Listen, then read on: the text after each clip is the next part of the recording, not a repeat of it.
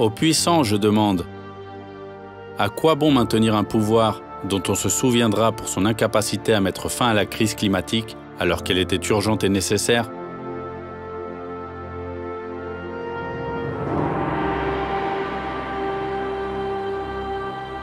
Aujourd'hui, une seule génération peut faire l'expérience de l'accélération du réchauffement climatique.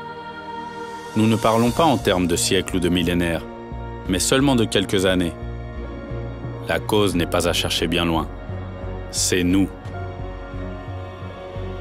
Comment allons-nous prendre soin de notre maison commune en suivant la logique du profit maximal au moindre coût?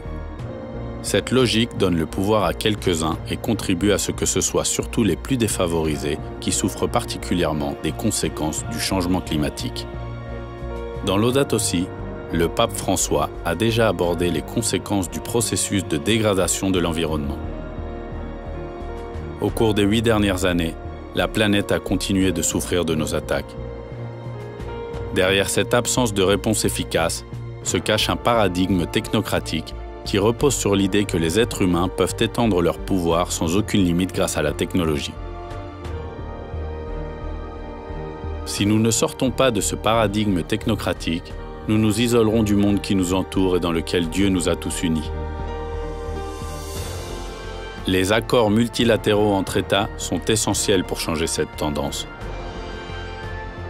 Les organisations mondiales doivent être dotées d'une autorité réelle pour veiller à ce que les objectifs qu'elles fixent soient atteints. Contrairement à ce qui s'est passé jusqu'à présent. Car le mal est déjà fait pour la planète. Mais il est encore temps d'empêcher d'autres dégâts. Réagissons. Acceptons l'invitation du pape François à marcher ensemble sur un chemin de réconciliation avec le monde dans lequel nous vivons et à l'embellir avec la contribution de chacun d'entre nous. Ce message, que le pape a intitulé « Louer Dieu », nous rappelle que l'être humain, qui prétend se substituer à Dieu, devient le pire danger pour lui-même.